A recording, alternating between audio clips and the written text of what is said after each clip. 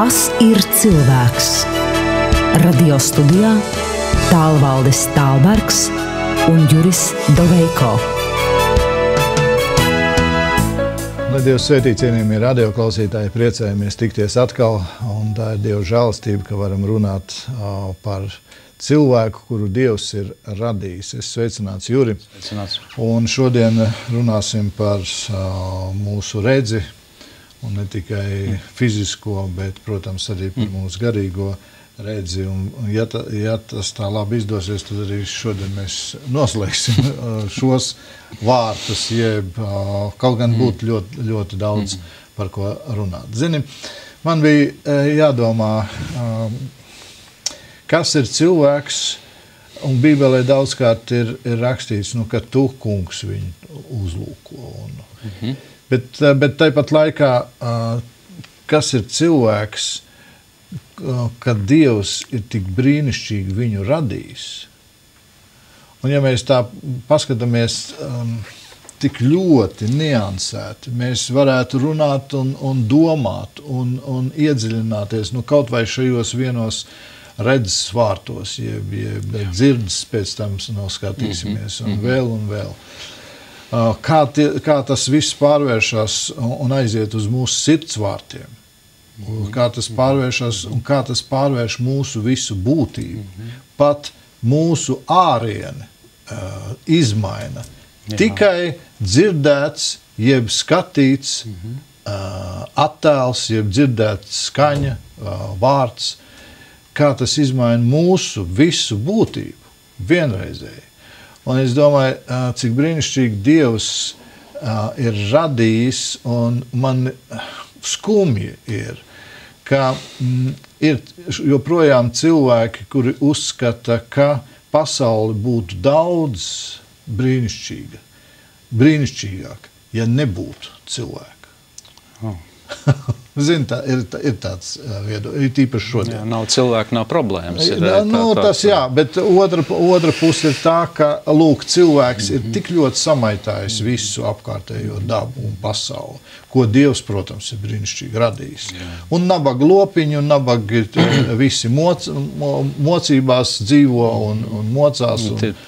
Un tad, ja tagad tas cilvēks nebūtu, kas to visu ēd, vārdu tiešām nozīmē, un bojā, tad daba uzelpot, un tad viss būtu brīnišķīgi. Kāds absurds. Jā, viss ir pagriezts kājām gaisā. Es to esmu redzējis, novērojis Vācijā plakātu, kur uztraucās par peļu preparēšanu, un cik ļoti, vai ne, žēl ir tās peles, kas iet bojā eksperimentos. Te pašā laikā neviens nerunā par auguli, kas iet bojā abortos katru gadu. Jā, tad tiešām var pagriezt tā, ka cilvēks ir tā kā vīrus, un tas īstais ir kas cits.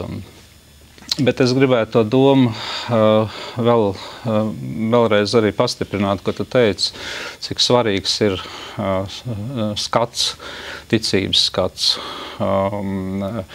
Dievs skatās uz cilvēku, bet arī cilvēks skatās. Un cilvēks skatās, kā viņš skatās, un no tā daudz kas izšķirās. Pat viņa izskats mainās, un daudz kas mainās.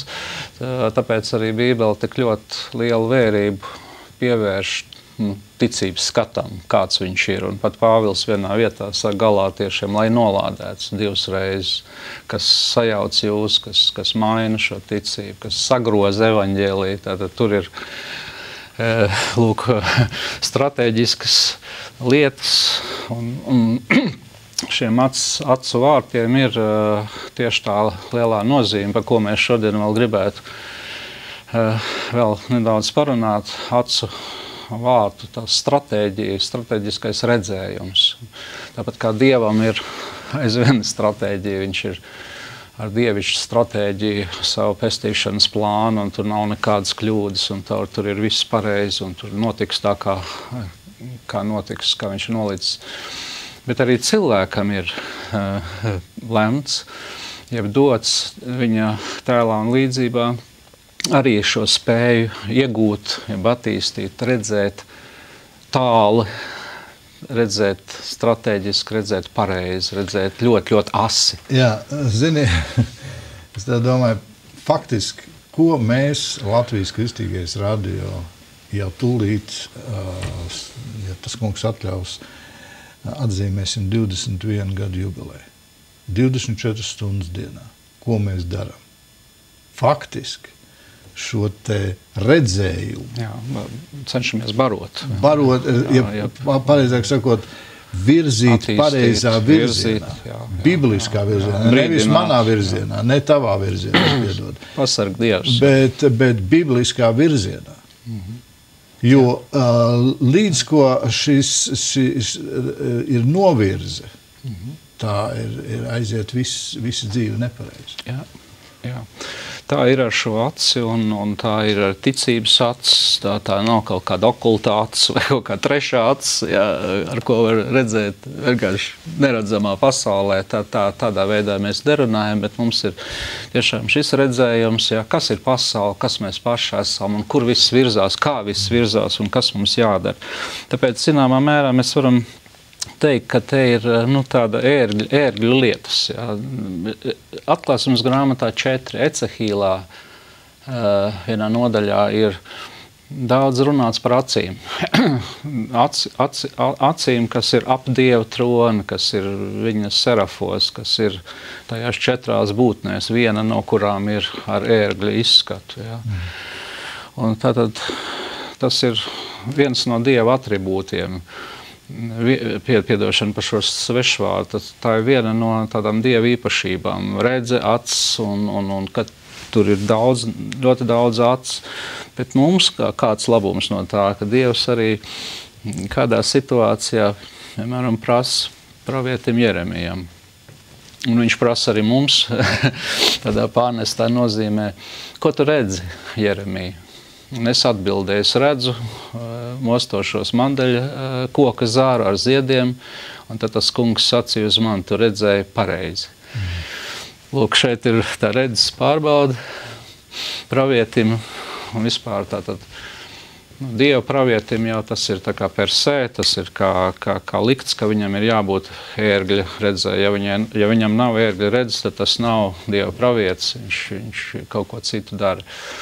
Bet arī visiem ticīgajiem ir praviešu gars, kam ir Jēzus liecība. Un tā kā šis pravietiskais skatiens ir mums nepieciešams. Ko tu redzi? Jā? Kā tu redzi? Redzes korekcija, redzes pārbaude. Jā?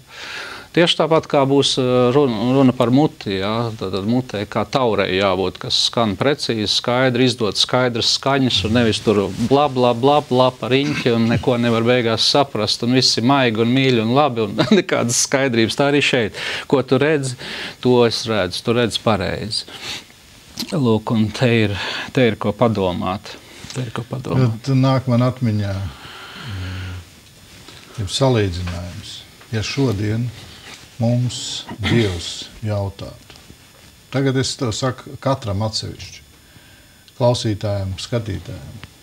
Padomājiet, ja Dievs tagad jums šo pašu jautājumu uzdod, ko tu redzi? Un kontekstā, piemēram, ko tu redzi atverot ziņu portālu? Par ko tur tiek rakstīts? Ko tu redzi, kas notiek tavā pilsētā? Ko tu redzi, kas notiek?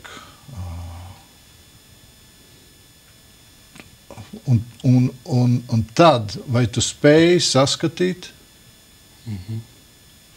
kas ir grēks, kas nav grēks, kas ir Dievam pretīgs?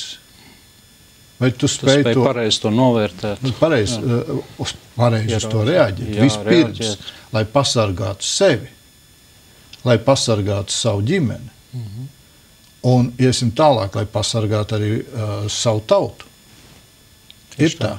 Un tas ir tas gars, tas pats gars, kas ir, varbūt ne katrs ir Jeremija, ne katrs ir Ecehīls. Un tad ir tā atbilde. To katram ir jādzird pašam. Vai tas kungs tad tev sacīs, tu redzi pareizi. Jeb, tu jau esi tā jau aizgājis līdz pasaulē, ka tam kungam jāsaka, tu neredzi pareizi. Jeb tu redzi nepareizi. Jā, ja tev tādu jautājumu pajautās, un es esmu dzirdējis tādas atbildes. Tur ir diskusijas par šo jautājumu. Jā, sākās. Tātad. Atbildes nav, redzējuma arī nav. Skaidri, precīzi, viennozīmīgi redzējumi. Ja? Tātad tā ir tā problēma. Citiem vārdiem arī var teikt, vai tev ir izpratnes atslēga. Jo redzēt jau var, bet tagad, jā, ko tu redzēt, kāds tieši tas raksts ir. Līdzīgi arī kā Filips jautāja Etiopijas Kambarkungam, vai tu lasi Jesaju, bet vai tu saproti, ko tu lasi? Kā es varu saprast, tad viņš iedeva viņam izskaidrojumu, un jā, ar to viņš atslēdz vaļā Jesaju. Tu viņu nosauc Etiopijas Kambarkungs? Jā. Galvenais. Jā, citos. Manā bībelē bija rakstīts. Senākos ir teikts Kambarkungs. Ja Beinuks, burtiski tieši pēc vārda ir, jā, viņš ir kalpoja galmā kā Enoks, bet ticīgs vīrs, un lūk, viņš saņēma caur pareizu redzējumu, Un te arī citā sakarā var teikt, vai tev ir redzējums par to, vai tu redzi, kas notiek apkārt. Jēzus saka, paceliet savus acis un skatiet drūs. Ja? Redziet, paceliet savus acis. Viņas ir balts pļaujai. Vai ticīgie var lūgt, kungs, dod man šādu reizi? Māc kungs mums lūgt, jeb kungs dod mums ticību vairāk. Es domāju, ka tas būtu ne tikai var, bet tas būtu pienākums. Es zinu vienu vīru, kurš kāds slavens vīrs, kas katru dienu lūdz. Daudz mēnešu laikā efesiešu 1. nodaļas vārdus un saņēma svētību. Ja, tur bija apgaismots sirds acis, gara acis, lai es varētu redzēt, kāds ir aicinājums Kristu un cik godības liela bagātība un tā, sajust šo vajadzību, saprast, redzēt. Un kā tādu varbūt piemēru vēl vienu, kas, manuprāt, ļoti labi parāda, kādas var būt divas redzes, kādi var būt divi redzējumi. Un šajā gadījumā abi divi ticīgi cilvēki, te nav runa par kādu pagānu un par kādu ticīgu, kas viens redz baltu, otrs redz melnu, bet šeit ir divi ticīgi cilvēki, tas ir Abrahams un Lats. Un vienā situācijā, kur bija sanācis konflikts un vajadzēja izšķirties, vienam iet pa labi, vienam pa kreisi. Abrahams deva Latam šo brīvo izvēles iespēju. Mēs nestrīdēsimies, bet katrs iesim savā virzienā.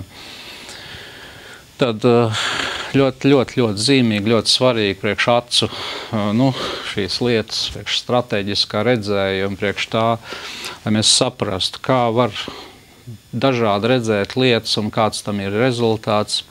Tad Lats pacēla savus acis un ieraudzīja savā priekšā. Un ko viņš ieraudzīja? Tas ir labāk piemēru, manuprāt, grūti atrast. Bagātu lauku ar ūdens, bagātība un kas tur viss ir tā kā ēdenes dārzs rakstīts, viss ir apūdeņots, viss ir zaļojošs un plaukstošs, viss iet, progresē. Un nekad nedomāju, ka tas pārvērtīsies un ka tā būs Sodoma un Gomora. Jā. Un tik tiešām tātad viņš izvēlējās, viņš redzēja, viņš novērtēja, bet tas bija nepareizi. Jo Abrahāms neredzēja šo te bagātību ar ūdeni, un viņam tas arī nebija svarīgi. Viņš redzēja kunga ceļu, un viņš dzīvoja teltīs pretstatā Latam, kas dzīvoja pie Sodomas vārtiem, ieņēma tur arī amatu. Bet viņš dzīvoja teltīs, un viņš bija tas, kurš uzvarēja kunga karus, un kurš bija neiedomājami svētīts, bet viņam tā nebija problēma, viņam nevajadzēja šajos vārtos sēdēt. Latam savukārt tas bija svarīgi, varbūt, un kaut arī viņš bija taisnais un mocījās savā sirdī katru dienu redzēdams ļaunos darbus sodomiešu rīcību. Redz, tas kungs arī viņu izglābi. Tā mēs varam skatīties. Viņš pieņēma nepareizu lēmumu. Redz, vajadzēja varbūt iet kopā ar Ābrahāmu, uz to pusi iet, ja bija vienalga. Bet tāpat laikā tas kungs izglāba Latu. Izglāba Latu, un tā ir tā prieka vēsts, bet ja tu to gribi pasvītrot, kad kāds kā pagalna uguns tiek izrādīts. Es to negribu, nē. Ir brīnišķīgi, ir vajadzīgs redzēt, un tas ir ļoti, ļoti nepieciešams. Faktiski katru dienu kādu lēmumu pieņemt, kā skatīties uz lietām, kas tev notiek visapkārt. Un, protams, viens ir izskatās, ka it kā pesimistiski tu skaties, it kā tu nosodoši skaties, it kā tu kritizējoši skaties. Bet kā savādāk, ja Dievu vārds saka un tev atklāja caur Dievu vārdu, kas notiek šodienas sabiedrībā, ja pasaulē, tad tu nevari dziedāt līdz tāpatās, kā visu pasauli dzied. Redz, kur, kādu laiku jau bija noteikti brīnišķīgi Latam. Zēle un Plauka kopā ar sodomistiem. Zēle, Plauka arī viņa radinieki, un tur tieši šie kolosālie zaudējumi. Viņš tika izglābts, un tā ir teikts, ka kungs māka izglābt taisno. Tad arī viņu tas kungs mācēja paņemt. Bet sieva paskatījās atpakaļ, pārvērtās par salas stabu. Tātad, lūk, šis sāls, kas nebija tur izkaisīts uz Sodomas ielām, nebija izkaisīts sāls. Tur vajadzēja to darīt, vajadzēja liecināt, vajadzēja pretoties. Tas bija kaut kā savādāk, transformēts, un rezultātā viņi pārvērtās. Meitas divas bija sasūkušās Sodomas un Gomoras domāšanas veidu, piekopa incestu un radīja pēc tam pēcnācējus, kas ir ļoti naidīgi Izraēlam, bija moābieši un amonieši. Tā kā ļoti zaudējumi, ļoti lieli, kolosāli, bet Lata dvēsele tika izglābta, bet pa lielu cenu. Te ir tā neadekvātās redzes problēma. Tālāk ejot, ko gribās pasvītrot. Lai Dievs pasarga. un es lūdzu par to ļoti daudz savā personīgā dzīvē. Tad var redzēt to, kā nav, un var neredzēt to, ko ir nepieciešams ieraudzīt. Tas ir, kas saka, sagriezt ar kājām gaisā. Te kaut kas nav kārtībā cilvēku dzīvē. Kāpēc laika pienāktos viņam jau kaut ko redzēt un saprast, kā tas kungs saka, vai jūs to visu neredzat? Viņi rāda kungam lielos akmeņus, lielās lietas, celtnes, viņi ir sajūsmināti. Viņi aizvien ir tajā iekšā. Viņiem tas ir viņa nacionālais lepnums tomēr. Un viņi ar to lielas cerības saist. Un tomēr tas nav tā. Un šeit uz akmens uz akmens nepaliks pāri. Lūk, kur ir ērgļa redzējums. Lūk, kur ir garīgā redze. Nevis redzēt to, kas ir vienkārši skaists acīm un kas šķiet liels un varens, bet to patiesību redzēt. Un tā ir tā izmisīgi nepieciešamā kvalitāte. Un es domāju, cik te ārkārtīgi daudz var kļūdīties. Un visādā ziņā, kas tik mums nāk acis priekšā, tie cilvēki, kādreiz tās ir attiecības, kuras mēs gribam vērtēt tā, mums pat tā kā tieksme ir uz to, ka mēs gribētu to. Bet kādreiz tas kungs klūs iekšā saka, ne, tā nav, tā ir visam savādāk. Bet redzi, te ir tā, redzēt to, kā nav. Laikam ir un neredzēt to, ko nepieciešams ieraudzīt. Tu nevari redzēt pareizi, ja tu neskaties Dieva vārda gaismā. Jā. Šodien ļoti populāri uzburt ainas. Vārda tiešā nozīmē kristieši nodarbojas ar buršanām. Konstruēt realitāti. Labi, tu pasaki savādāk. Es viņu saku, uzbur ainas. Ko mācītāji dara? Vesels svētruns ir par brīnišķīgiem laikiem, kas mums tagad tuvojas. Es nerunāju par 1000 gadu miera valstību, es nerunāju par debesu valstību, es nerunāju par... Bet šeit virs zemes, vau! un visa draudze ekstāzē. Un nu tikai būs. Un savā veidā ir tas saviļņojums tāds jau ir, ka jā, mēs ejam un mēs jau ņemam. Tas kungs visu to nokārtos, bet mēs galvenais ejam un ņemam. Un aiz šīs nepareizi, tā kā nāks laiki, kad iecels sev mācītājus kā ausis niez. Nu, redz, kur tas ir tas rezultāts. Jā. Tad mums nav ko vainot vienkāršo dievlūdzēju, kas aiziet uz dievnam, kurš nesaprot un neredz neko. Viņš paļaujās uz dižganu, un dižgans šobrīd nodarbojās ar buršanu baznīcā. Nu, tā ir realitāte. Ar gaisa pilīm. Gaisa burbuļus pūš, un pēc tam iekasē naudiņu. Un brīnišķīgi dzīvo tālāk. Jā, starp gļēvulību un starp pārgalvību ir šaurais ceļš kādreiz ejams. Es arī atceros vienu vīru, kurš tādā pārgalvīgā gaisa pilīs, tādā tvanā, kaut kur tādā apziņā lika rokas uz skonto halli un lika vēl filmēt un teica, tas pieder mums. Nu, lai Dievs dod, protams, bet šķiet, ka ja tas nepiepildās un ja tas nav pēc Dieva plāna, tad varbūt arī lielas ciešanas un liela kādreiz lūst tā ticības. Es redzēju, ka cilvēki šādā veidā tad vēlāk nevar pārgremot to. Un viņi varbūt tad viļās vispār. Kas veido šo te garīgo aklumu? Faktiski, jau mans pieminētais šī savu veidu buršana. Jā, te ir pareizi. Es gribētu vēlreiz to pasvītrot. Ir ārkārtīgi svarīgi redzēt tās lietas būtībā ļoti vienkāršas. Tāpēc tas aklums vai redze, viņi nav tādi, es nezinu, ko tagad darīsim, vai ne, kā mēs redzēsim. Ir Dieva vārds. Un ja Dieva vārds nav cilvēkā, tad viņš redzēs nepareizi, un ja viņš Dieva vārdu kropļos, tāpēc tas ir jāuzņem. Un garīga akluma noslēpums ir būtībā ļoti vienkārši. Un tas ir gan vecā, gan jaunā derībā uzrakstīts. Ecehīlā teikts, bet dumpīga saime. Tiem ir acis redzēt, bet tie neredz. Tie dumpīga saime. Ja. Un tad ir, laikam, atslēgas vieta. Kas ir dumpība? Dumpība ir pretošanās Dieva plānam, Dieva gribai, Dieva vārdam pretošanās. Un psalms 115.5 dod, manuprāt, to atslēgu. Atslēga ir vienkārši.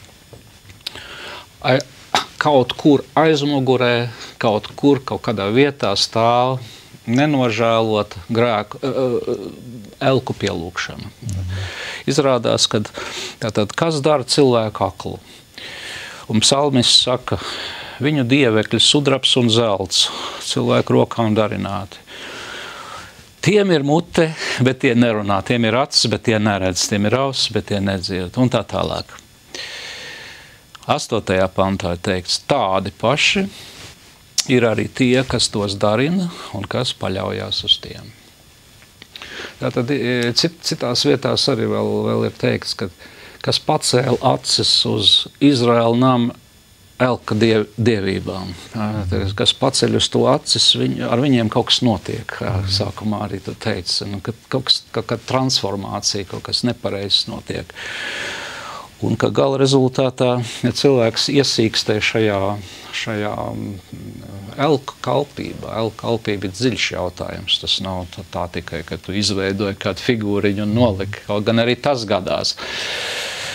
Kad cilvēks pārvēršās, ja iegūst šī elka kvalitātes. Tad elks ir gan mēms, gan kurls, gan akls. Un te ir tāds kā sots, kas nāk pāri. par cilvēku, kas labprātīgi ar to nodarbojās, kas negrib dzirdēt patiesību. Un teikts Iesajas 29, ka miega gars tiek izliets par šādu cilvēku, viņš izlejās un aptumšo, aizdara acis, aptumšo praviešus un redzētājus. Tā kā dziļākā būtībā šis garīgais aklums ir lāsts, jo tas kungs sit ar vaiprātu, ar aklumu, ar sirds stulbumu, tā ka pat dienas vidū grābstīsies kā akls. Tad runa nav tikai par tādu fizisku kaut kādu aklumu, bet lieta tāda, ka acīm redzamās lietās, kā mēdz teikt, nomaldās divās priedēs cilvēks. Ja, šodien viņš skatās portālos, šodien viņš lasa informāciju, atver vaļā Bībeli un lasa to, kas ir melns uz baltu uzrakstījis. Un nesaprot un neredz. Un tas ir aklums un stulbums. Bet aiz tā stāv kaut kas, protams, dziļāks, un te ir par elku kalpību ir plaša tēma, mēs neizrunāsim viņu, bet tagad elku kalpības būtība ir vairāk nekā vienkārši ar pat pieķeršanās materiālām lietām un sudrabam un zeltam un tā tālāk. Tas ir egocentrisms savā dabā. Un te ir ļoti skaidri pateikts rakstos. Visi viņi raugās ik viens tikai uz savu ceļu un meklē tikai savu labumu. Mēs visi maldījāmies kāvis, ik viens raudzījās tikai uz savu ceļu. Un arī pat apostols Pāvils, viņš vēstulē Filipiešiem saka, jo visi meklē savu, nevis Kristus Jēzus labumu. Tātad tā ir tāda parādība, tāda dziļa elku kalpošana, kur tas elks ir mans personīgais es, mans ego, mana dzīve, manas jūtas, viss mans es un Es zinu parasti, ka šo raksturvietu lasu, tad tā liekas, ka tā pasaulē tie neticīgie, viņi tikai par to domā. Bet patiesībā šīs visas raksturvietas ir par kristiešiem. Visnotaļ par ticīgajiem. Jā, par ticīgajiem. Tā viņas iesākumā arī bija domātas. Arī filipiešiem, jo visi meklēs savu. Tieši tā. Nevis Kristus Jēzus labumu. Jā. Un tad viņš pats izceļ vienu kalpotāju, kas tomēr ir īpaši šai ziņā. Jā. Bet te ir tāda lieta, un tāpēc arī mēs varam tālāk droši runāt un ko darīt šajā situācijā, ja kā tad tās acis tiek atvērtas, jo tas pats galvenais jautājums, tajā mēs esam ieinteresēti, lai mēs nebūtu ar apstulbotām acīm un lai mēs dienas vidū nestaigātu tā kā aklie un nemācētu atšķirt, kā Jesajs saka, balto no melnā un rūkto no saldā, tad ka viss ir sajaucies kopā, aklums, miega gars izlējies. Nē, mēs tajā nevēlamies palikt, mēs raujamies no tā ārā ar visu spēku. Un šeit ir viena lieta, no kuras nevar nekādīgi izvairīties, kas ir pamatā, tā ir savu grēku atziņa. Grēku apziņa un atziņa. Man ir jāzina ļoti skaidri, ka augstprātīgas acis un lepnas sirds ir bezdievis spīdeklis. Tas nekas, ka viņš ir ar reliģiju apmālēts riņķī. Šis bezdievis spīdeklis. Nekas, ka viņš kādā konfesijā ir reģistrēts kā loceklis. Tas neko nenozīmē. Un tas ir pilnīgi vienalga, vai tās ir modernās vai vecās vai kādas reliģijas. Ir tāda, ka man ir šī bezdievības sakne, kur grib dzīvot sev, kas kultivē sevi, un Dievs ir tas, kurš kā satelīts grib man būt manā sistēmā ietverts. Tad, ja šāda lieta ir, nav kā tu sevi nesaukt, vai kur tu arī nesēdētu to ne pa svētdienām, tad pirmais jautājums ir to triekt zemē. Un tad jāatgriežās. Kungs ienīst lepnas acis. Lepnas acis tas ir šīs acis, kas no savu skatu torņa. Redz, tas ir Ecehēls 14:6. Jā. Tā saka Dievs tas kungs, atgriezieties, atstājieties no saviem elkiem un novērsiet savas acis no visām savām negantībām. Tu saproti, šeit sākās milzīgi liela problēma, ka nezin, kas ir mana negantība. Šodien cilvēki to, kas ir negantība, ko Bībele saka negantība, to cilvēku saka, tas ir varoņdarbs, tas ir viss ok. Jā. Tā ir tā vērtību sajaukšanās un tā akla apstulbotā sirds, ka pat par grēku, kā Iesaja saka 3. nodaļā un 14. pantā, ka pat grēku var runāt bez nosarkšanas. Bet tagad ir viens cits aspekts. Es nevainoju tos cilvēkus. Viņi dzīvo tumsā, kas neredz.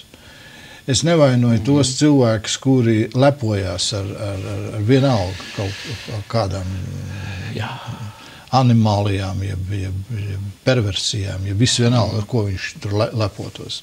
Es viņus nevainoju. Viņi faktiski, man viņus žēl. Sāksim ar to, ka garīgi slims nav kārtībā, un pēc tam ir arī tīri fizisks slims. Labi, bet ko Jēzus saka? Slimiem ir vajadzīgs ārsts. Jā, tad jāatzīst. Neveseliem, pareizi. Bet tagad, ka nav neviens, kas pasaka, ka tā ir slimība. Diagnoze ir jāuzstāv. Neviens nesaka. Viss tas ir normāli.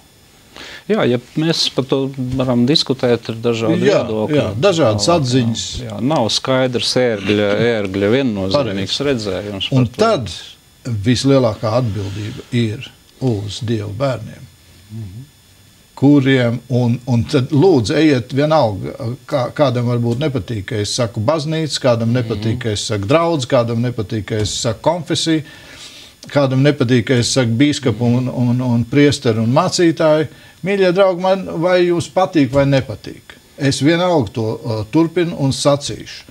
Problēma ir, ka sākot ar pāvestu un beidzot ar vismazāko dievlūdzēju, vienalga, kurā konfesijā un visās baznīcās notiek tas, ka nerunā atklāti par šo te negantību, kas ir jau ienākusi baznīcā un sēž baznīcas beņķī. Un vēl jau vairāk akceptē un vēl jau vairāk jau pieņem kā normālu un jau ar to sāk lepoties. Jā, tā ir ne tikai problēma, tas ir dzīvībai bīstams moments, jo es esmu uz saviem mūriem uzlicis sargus, un kas nepārstāja dienām un naktīm, un viņu uzdevums ir redzēt, un katru ienaidnieku kustību par to ziņot. Un viņi, protams, nedrīkst arī to negatīvi izmantot un kliegt vilks, kad nav neviena, ja, bet ja viņi neziņos par ienaidnieku tuvošanos un tad pilsēta tiks ieņemta, tad vaina un asins tiks atprasīts no šiem cilvēkiem. Un redz, un šeit ļoti pareizi izskan tālāk. Sots vispirms iesāksies pie Dieva nama. Jocīgi. Vispirms iesāksies pie saviem ļaudīm. Ko? Kāpēc? Mēs taču esam ticīgi, mēs taču paļaujamies uz to kungu. Kāpēc tas kungs mūs te sodīs, pa ko te viņš te sodīs? Redz, kur par jūsu stulbo aklumu un sekošanu līdz pasaulē.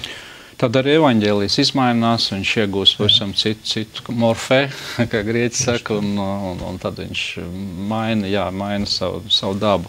Bet mūsu uzdevums ir, jebkurā gadījumā, tas ir, arī mans uzdevums. Man ārkārtīgi patīk lūgt šo lūgšanu, savu aklumu atzīšanas lūgšanu. Un te Jēzus saka tā, ja jūs būtu akli, jums nebūtu grēka, bet tagad jūs sakat, jūs redzat, viņi redz nepareizi. Tad grēks paliek. Un viņi paliek bez žēlastības, jo tas kungs atdara acis aklajiem.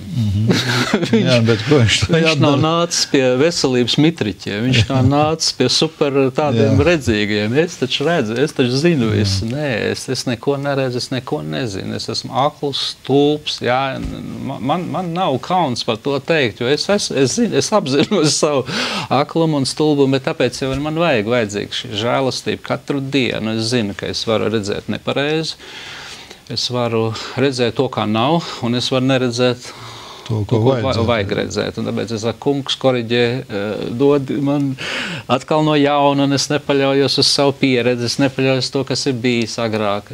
Dod man šodien dod. Jā, man vajag izmisīgi, es skatos uz tevi. Lūk, un tad tā ir, tas ir tas, ko es tā domāju, mēs varam likt pretim lepnumam. Jo lepnums viņam dažādi izskati ir, bet viņš ir lepns uz sevi, viņš zina, viņš redz. Bet patiesībā tas kungs dod redzi, un tas kungs dziedina. Un tad, kad es esmu atkarīgs no tā kunga, tad man šī lepnuma sakna, viņa ir cirsta. Un vēl ir viena lieta, jāpaspēj vēl tas galvenais pateikt. Par terapijām tu gribētu parunāt. Te ir atsteņām vajadzīgi ir arī ārstēšana. Tā kā mēdz pilināt. Pie kura terapeita tu sūtīs? Pie tā paša, kuru mēs zinām. Un šis terapeits arī mums saka savā vārdā, Mateja evaņģēlija 5 arī svētības baušļos, viņš saka makārismos, svētīgs, kam bēdas, tā tad ir noteikti, tam jāiet cauri. Es zinu, ka cilvēki ir, kas kaunās no asarām. Man ir kādi teikuši arī mutiski, kad par mani nāk asaru straumes, bet es vairos, ja es negribu to. Tad jāsaka, ka nav jākaunās. Asaras tā ir ārkārtīgi tas ir svētīgs lietas. Asaru terapija acīm. Personīgais lietas, kas mazgā mums projām šo aklumu un grēka neredzību un visu to. Tad daudz svētajos rakstos tiek runāts, un it sevišķi par to runā tie, kas ir redzētāji, tie, kam ir šis skats, un viņi redz, un viņiem ir tik ārkārtīgi žēl, ka šie cilvēki avas bez gana, viņi klīst pa tiem kalniem, un viņi sagūst un apēd šie plēsīgie vilki, un viņi nesaprot tie cilvēki, un viņi meklē. Manas acis izraudāts asarās, Jeremijs saka. Manas iekšas saraujas sāpēs. Bet arī jaunā derībā ir viena vieta. Esiet nelaimīgi, un vaimanājiet un raudiet, lai smiekli pārtop vaidos, un jūs prieks skumjās.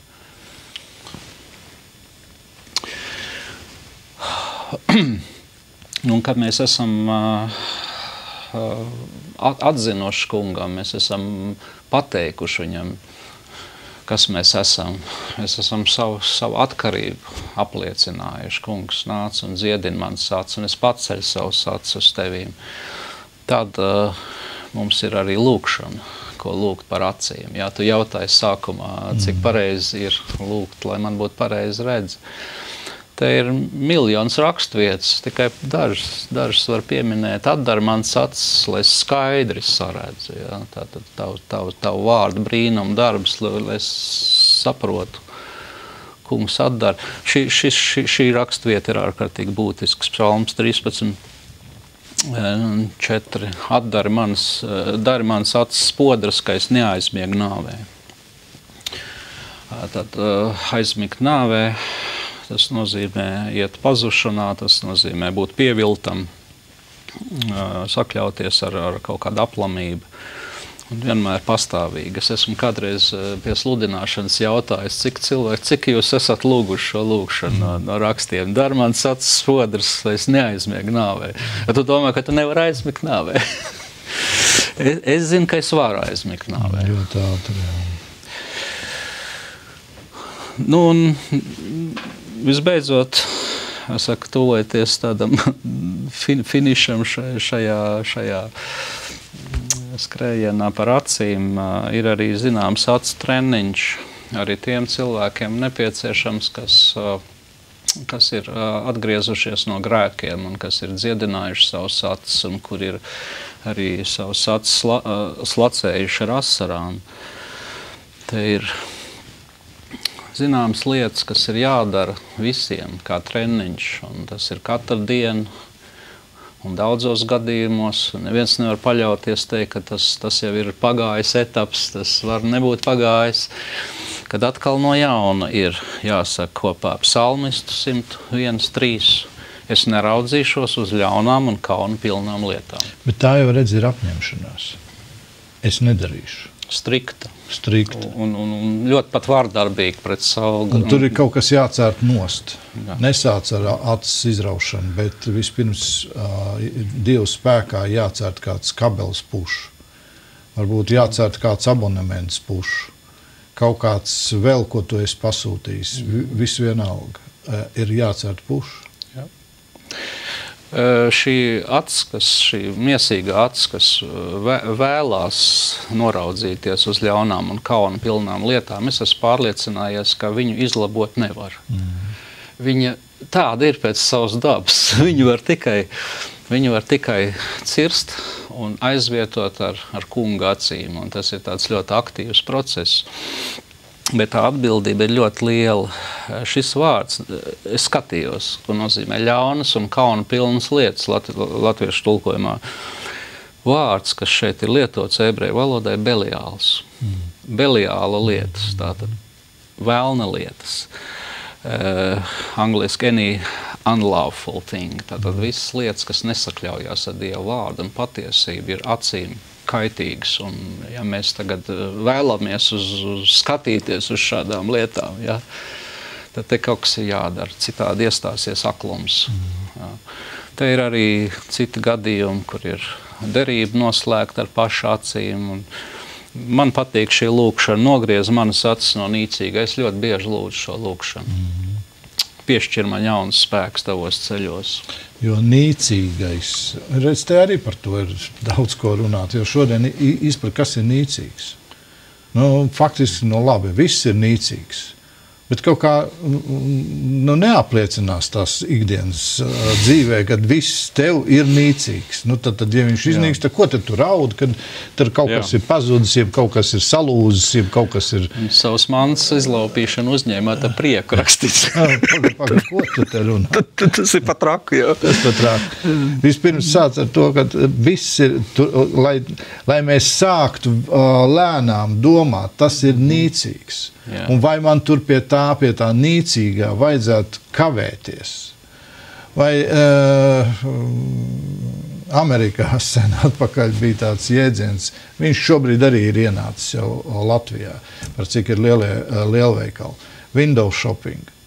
Kad tu staigā, tas tiešais tulkojums būtu skatlogu iepirkšanās. Jā. Tu neko nepērc, bet tu vienkārši ej un savus acis mielo un piesien, un tur apstāja, un cik skai, un tur apstāja. Un tā tik staigā.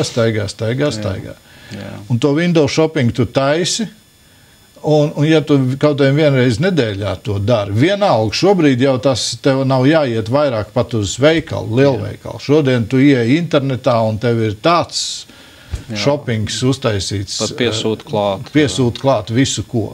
Un tad tagad uz tām mīļām lietām skaties, Dievs palīdz man saskatīt, ka tā ir nīcība.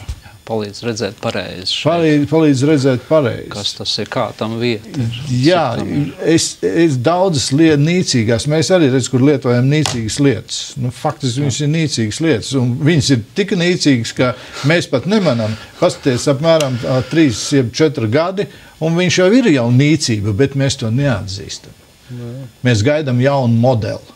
Jā, dzentēv dzentējā. Un katrs to jauno modeli gaida. Vienalga, vai sievietes gaida vienas kaut kādas jaunas modeļus, vīrieši gaida citas modeļus. Visi kaut ko gaida, tūlīt būs jauns.